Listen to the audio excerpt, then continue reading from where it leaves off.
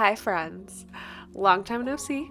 I am back, this time in a planner that we have not seen in a while. I've still been using it, I promise, but I haven't been filming really a bunch of plan with me's in it.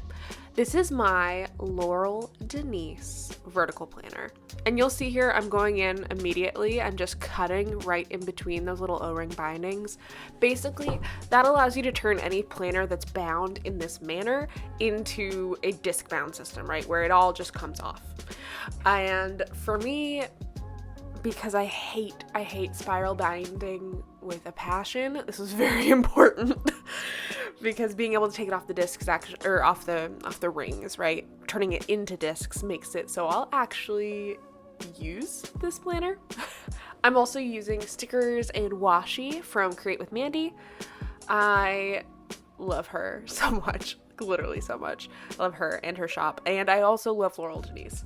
So I think I have discount codes and affiliate codes and all that stuff, and I'll put them in the description.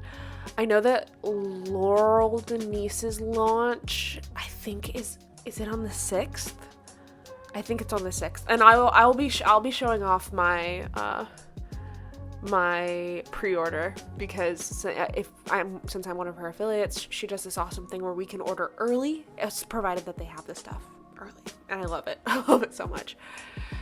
This planner, this is like the lifeblood of my social media, which means that when I don't use it, I'm not on social media. So I kind of break planning in this into sort of a couple of sections.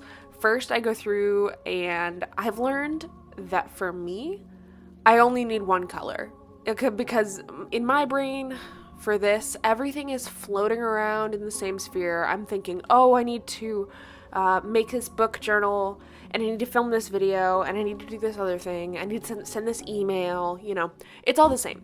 So using one color is totally fine for me, and it actually simplifies things because I only need one highlighter to plan. I don't have to worry about putting the wrong task in the wrong color, because honestly for me that's a huge I get so upset when I do that. But I start by going through the month and putting in some highlights just so I know that they're there for things like planner launches, YouTube videos that I know have a certain day they need to go up, Zoom meetings, book clubs. Book clubs is a big one. If y'all are new here, right, I co-run a book club, a virtual book club called the Joyful Chaos Book Club. You can join our Discord, you can sign up for our newsletters, everything. It's really, really great. And I quite enjoy this happy little corner of the internet. But we have Zooms with authors, we have little socials where we just sort of talk to each other, things like that. Those go on the calendar. And I think later you'll see me go in and put something in on basically every single Sunday. That is the sort of planner productivity Zoom, which doesn't quite have a good name yet. I've been calling it like Planner Jam, Planner Cam Jam, Planner Jam Cam. I don't know. If you have any better ideas for what we could call that would be much appreciated. But it's basically every Sunday. We either do it in the morning or in the afternoon or evening. I have been loving it because it helps me focus. Basically that body doubling phenomenon, right? Where if you know that you're being watched, you just sort of do better. So I often use that time to work on spreads, send emails, write book reviews, all that stuff.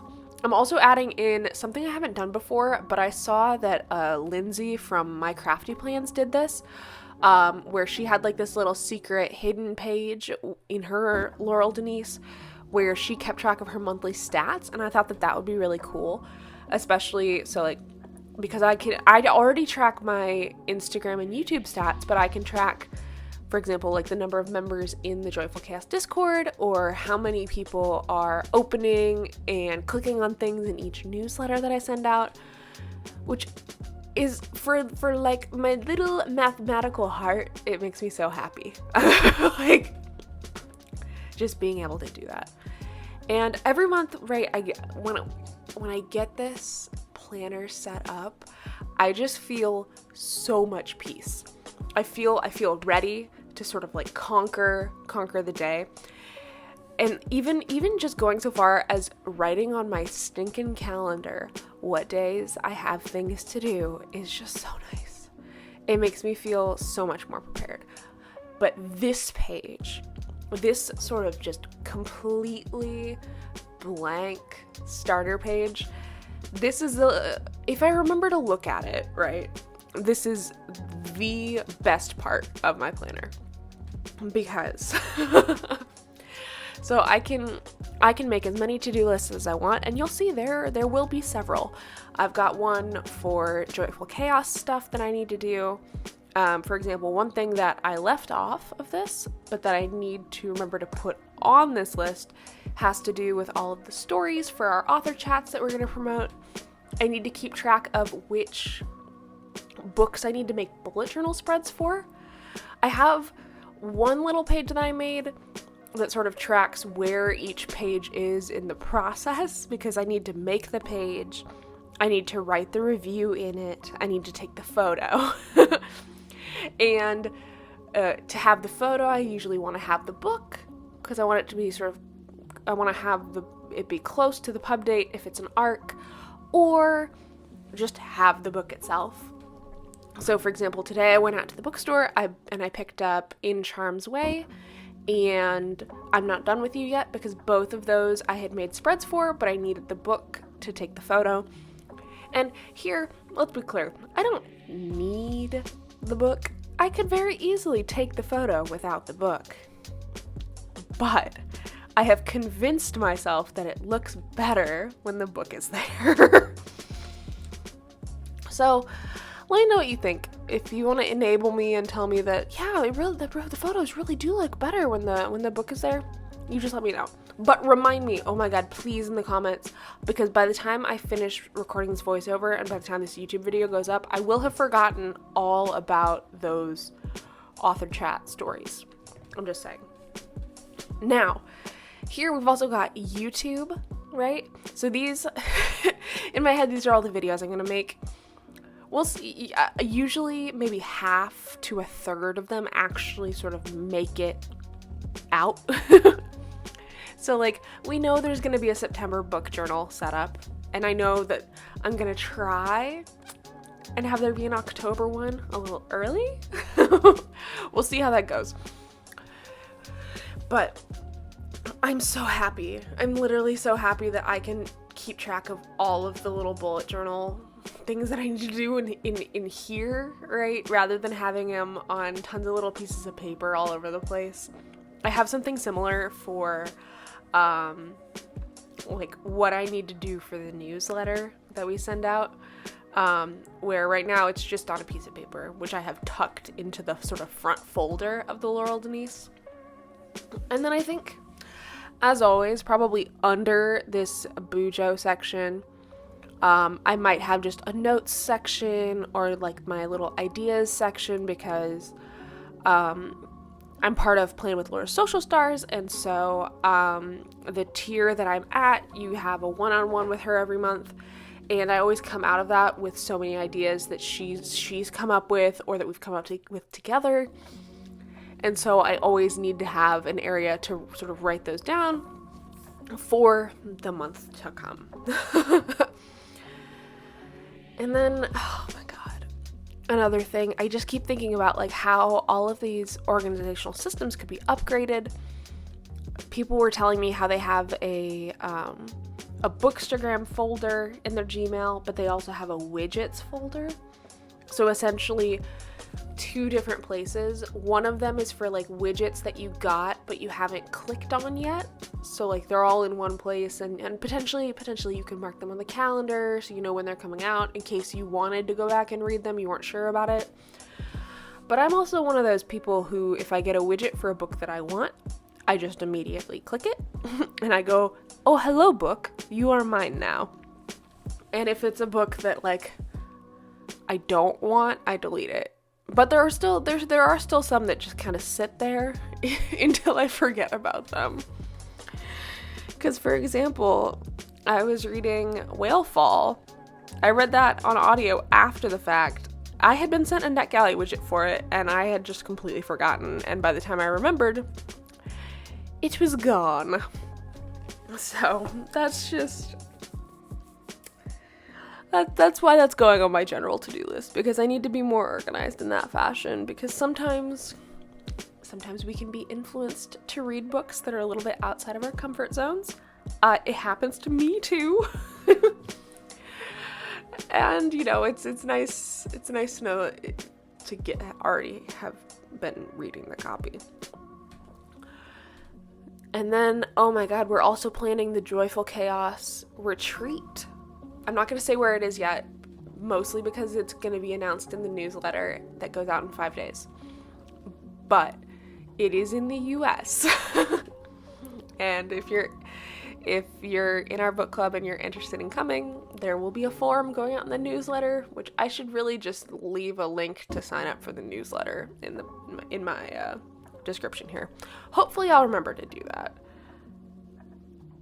Now, in the months prior to this, I did try using stickers in the middle spreads, right? The little tiny verticals. And it was cute sometimes I liked adding in the box stickers, but it made it a fair bit less functional for me. And I'm the type where I just need a list. Lists and lists and lists and lists. Adding in stickers and stuff to the list is just going to make me procrastinate more, because I'll be like, oh, well, what stickers am I going to use? Right? So, for example, for this spread, I was like, oh, well, what would be perfect for September?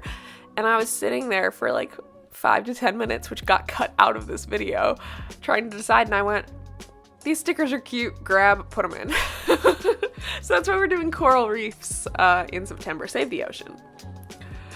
But that doesn't mean that I don't want the middle spreads to sort of match the theme that I've got going on. So what I ended up doing was I went in and I just took some of the cute little star cluster washi and put it in across the top, because the washi actually does fit pretty well in there.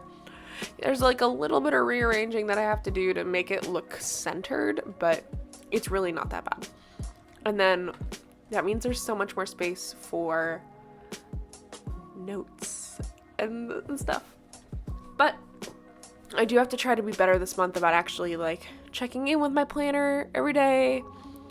And part of what I'm very excited for is switching from a Monday start to a Sunday start planner, just because I feel like I do a lot of my content planning stuff and all of those things on Sunday. And so being able to see everything that I prepped on Sunday for the rest of the week, rather than having to flip back and forth between the pages, would be so nice. I can't wait. I also love that one sticker sheet using sort of this method of planning is enough for an entire month, right?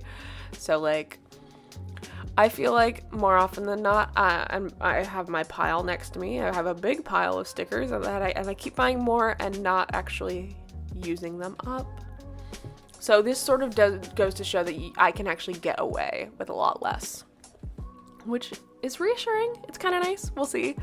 We'll see if I do anything different. But we're just going to add in that washi, pop these back on the coil, and use some little movie magic to skip through a bunch of this stuff. And that's it. That is my September setup in my Laurel Denise planner. It's really functional and fun, and I love it. And I'm just really excited to start writing in it. I can't, it kind of sucks that I have to wait another week to get into this, but I think I'll survive somehow. Like I said, if you're interested in getting your own Laurel Denise, I'll have an affiliate link and code in the description, as well as everything that I mentioned in this video, hopefully within reason.